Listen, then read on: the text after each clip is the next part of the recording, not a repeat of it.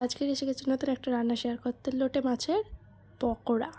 এখানে হচ্ছে লোটে মাছটা ভালো করে ধুয়ে নুন, লঙ্কা গুঁড়ো, তারপরে হচ্ছে হলুদ গুঁড়ো, তারপরে হচ্ছে কাঁচা লঙ্কা, আদা বাটা, ধনিয়া গুঁড়ো ভালো করে দিয়ে লেবুর রস দিয়ে দিলাম। ঠিক আছে, ভালো করে লেবুর রস দিয়ে জিনিসটা ম্যারিনেট করে রাখবো।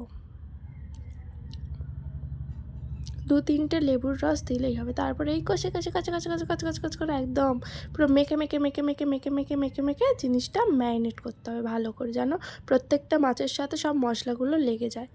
রেখে প্রায় 3-4 ঘন্টা যত ম্যারিনেট করে রাখবে তত খেতে ভালো লাগবে। এই যে তারপরে এরকম করে রেখে দিতে হবে। ঠিক আছে, এবারে যখন ভাজবো তখন একটা ডিম ফাটিয়ে দেবো।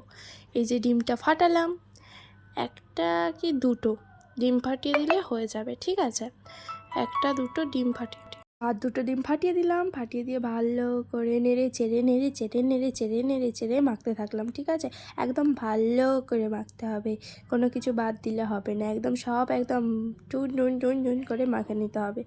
তারপরে এখানে এই যে বিস্কুটের গুঁড়ো আছে, আর এই যে আছে গরম গরম তেলটা একটু ভালো করে হচ্ছে গরম করতে দেবো। তারপরে এই বিস্কুটের গুঁড়োগুলোর সাথে একদম মাখামাখি করে নেবো। ঠিক আছে, মানে মাখামাখি করতেই হবে, ভালো ভালো খাওয়ার জন্য মাখামাখি করতেই হবে, ভালো করে মাখামাখি করে নেবো।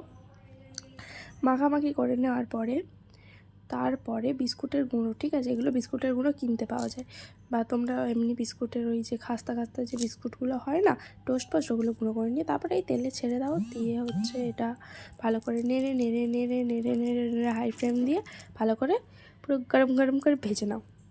শুধু নেড়ে চেড়ে মানে পুরো রান্নাটাই নেড়ে চেড়ে করতে হবে। ঠিক আছে, নেড়ে চেড়ে এই দেখো কি লোভনীয়, বাবা রে বাবা, জিভে জল চলে আসে। ভালো লাগলে লাইক, কমেন্ট, সাবস্ক্রাইব, আর হ্যাঁ, টমেটো সস দিয়ে খেতে ভুলো না।